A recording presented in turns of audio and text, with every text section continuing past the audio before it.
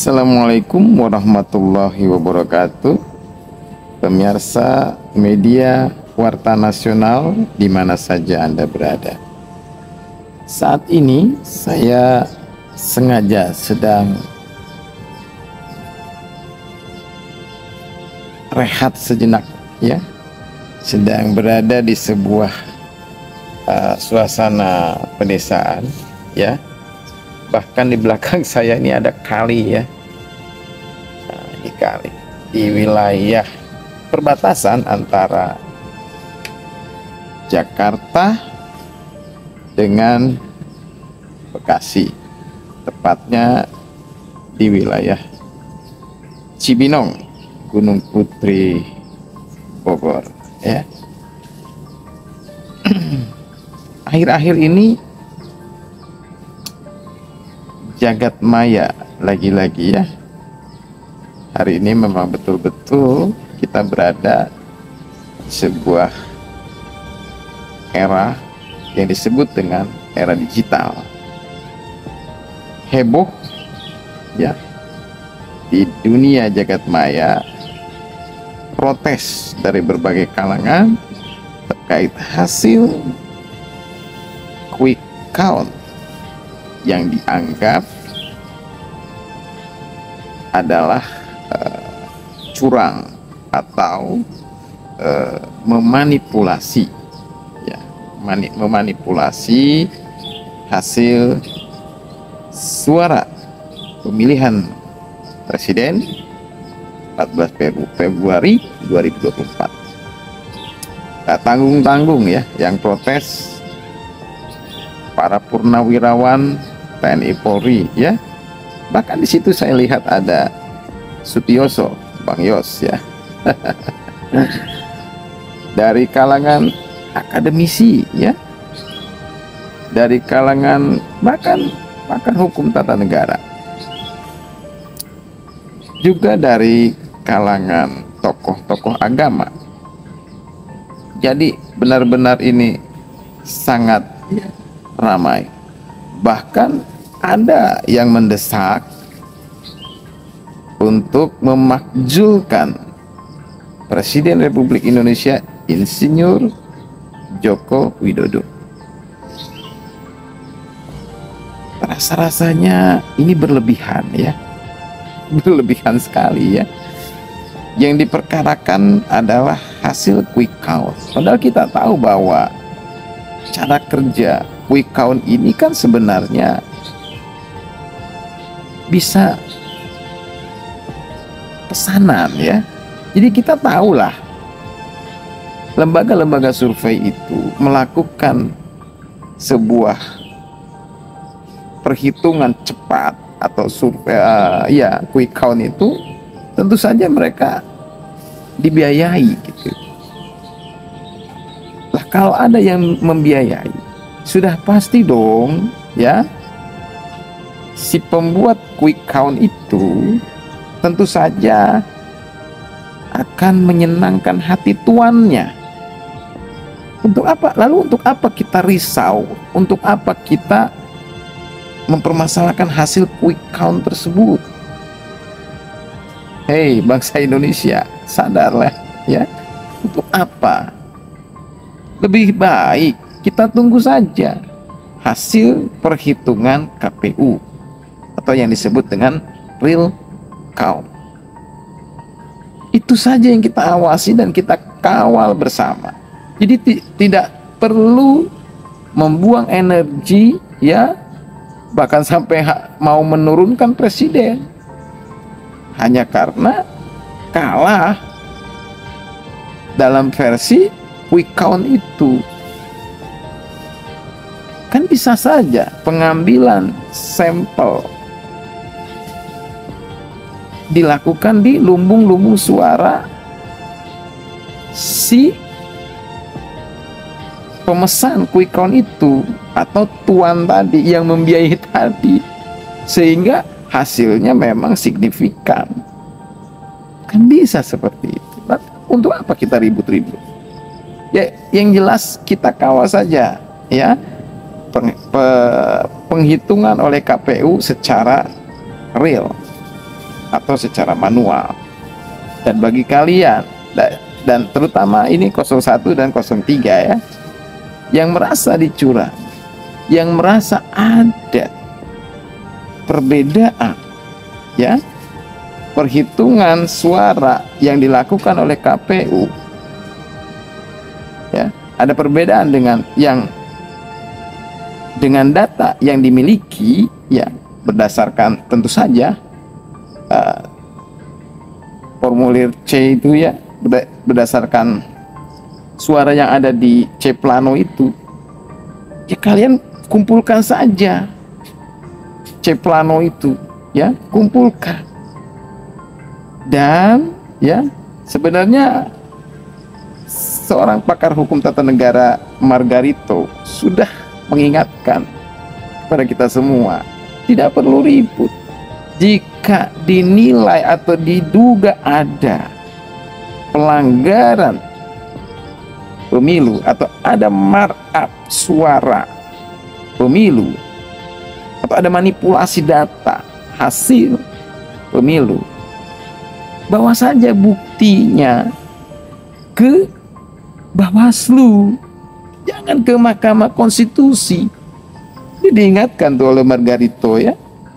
Bahkan Margarito mengingatkan Prabowo pada 2019 pada saat Prabowo mau menggugat hasil pemilu ke Mahkamah Konstitusi. Sayangnya Prabowo tidak mendengar masukan dari Margarito tersebut ya, karena Mahkamah Konstitusi tidak mengadili hasil pemilu. Ingat ya, jadi Mahkamah Konstitusi itu tidak mengadili proses pemilu ya. Misalnya ada proses perhitungannya yang apa, yang bohong gitu ya, yang memanipulasi gitu kan, itu tidak diadili di MK. Itu adalah ranah daripada Badan Pengawas Pemilu. Maka bertempurlah kalian di Bawaslu, bukan di MK atau di media sosial ya. Jadi sudahlah, nggak usah membuat gaduh. Jadi nggak usah membuat gaduh negara ini dengan menuntut Presiden Jokowi untuk mundur, dimakzulkan dan sebagainya ya. Bawa saja data C planonya ke Bawaslu, bertempurlah, adu data lah kalian di Bawaslu ya, 01, 02, 03. Oke, salam damai untuk Indonesia. Mari kita jaga persatuan Indonesia dan mari kita sama-sama kawal hasil suara rakyat yang digelar pada 14 Februari 2024 agar melahirkan pemimpin-pemimpin yang pro rakyat, pemimpin-pemimpin yang memang berpihak kepada rakyat. Tentu saja pemimpin yang pro rakyat dihasilkan dari sebuah pemilu yang jujur, adil, bebas dan rahasia ya.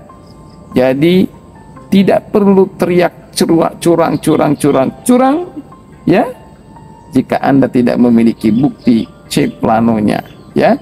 Jadi silakan Anda bawa C plano ke Bawaslu ya. Kita kawal bersama suara rakyat. Oke, demikian. Assalamualaikum warahmatullahi wabarakatuh. Guling nggak bisa, makzulkan nggak bisa. Yang ada itu gulingkan. Akar rumput sudah kering, tinggal kita cari pemantiknya. Saya suruh dukung juga misalnya Prabowo dari TNI, enggak, itu benalu di Republik ini. Jokowi itu bukan pembajak demokrasi, tapi bajingan pengkhianat demokrasi. Sebelum Pak Ikrar ngomong di sini, Saya sudah ngomong dalam satu tempat, Jokowi itu penipu dan pengkhianat. Apa perlu jelaskan di mana bukti penipu dan pengkhianat? Satu hari nggak cukup saya. Kemudian saya setuju dengan Pak Ubed.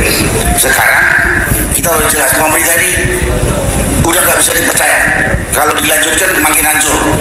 Apa yang harus kita lakukan? Saya ngajak tadi, saya senang tadi dengan Mas Gibran. Ya nanti kalau terpaksa, kalau kita ngomong seperti ini nggak didengar, ya apa boleh buat. Menurut saya, ini yang ngomong cuma Mahfud. Sebelum dia duduk di sana, memimpin kalau sudah nggak punya legitimasi turun. Kalau enggak ya kita turunkan. Itu Mahfud yang ngomong. Ya sekarang aja nggak mau turun-turun. Ya, harus kita turunkan aja. Daripada negeri kita ini yang udah kita dapatkan.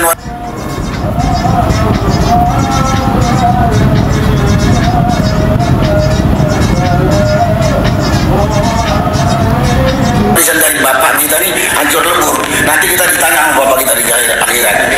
Warisin kau NKRI, tak bisa kau jaga. Kepada anak cucu kita kan pun ditanya, bapak cuma banyak omong doang, jaga warisan aja nggak bisa. Nah, karena itu pada kesempatan ini saya sependapat dengan Pak Ubed. Pemerintah ini sudah tidak legitimate dan tidak bisa diharapkan untuk menjaga NKRI seperti yang telah diwariskan oleh founding fathers NKRI. Karena itu sekarang kita siap turun baik-baik seperti sekarang ini. Kalau enggak ya ayo, tuh anak-anak mahasiswa sudah mau. Saya udah terlalu tua, tapi jangan kira kalau saya itu nggak bisa berkelahi, masih mampu. TNI Purnawirawan M. Sogi selaku Ketua Timnas 01 menghimbau kepada seluruh saksi dan pejuang perubahan dimanapun kalian berada. Saya berharap saksi maupun pejuang perubahan yang memiliki C1 dari TPS masing-masing segera dikirim ke hotline Timnas, nomornya nanti ada di bawah sini ya, untuk bukti ya. Kalau diperlukan atau kalau memungkinkan, kami akan mengundang seluruh saksi di 820.000 TPS tersebut, khususnya untuk 01, untuk datang ke Jakarta membawa C1 dan data-data fakta lapangan agar kita sampaikan ke KPU. Karena selama ini banyak data-data C1 di KPU tidak sesuai dengan yang aslinya. Mudah-mudahan C1 ini segera bisa dikirim kepada hotline di bawah ini. Selamat berjuang, kita masih menunggu C1 dari kalian sehingga kita yakin bisa masuk di putaran kedua. Wassalamualaikum warahmatullahi wabarakatuh. Waalaikumsalam. C1 97% dari 2.448 yang diperoleh para saksi relawan di setiap TPS. 7% belum terkumpul karena ada beberapa kendala. Tetapi ada sebagian yang sudah kami dapat foto C1 planonya. Dengan semua rekap hasil salinan C1 resmi yang ditandatangani panitia setiap TPS, maka kami umumkan perolehan suara Anies Muhaimin di Kabupaten Pamekasan dengan jumlah sekitar 94%, yaitu Anies mendapatkan suara 54%, pasangan Prabowo Gibran mendapatkan suara 40%, Ganjar Mahfud mendapatkan suara 6%. Dengan selisih kemenangan sekitar angka 90.438 suara. Sekali lagi, perolehan ini diperoleh dengan pengumpulan salinan C1 97% dari 2.448 TPS se-Kabupaten Pamekasan.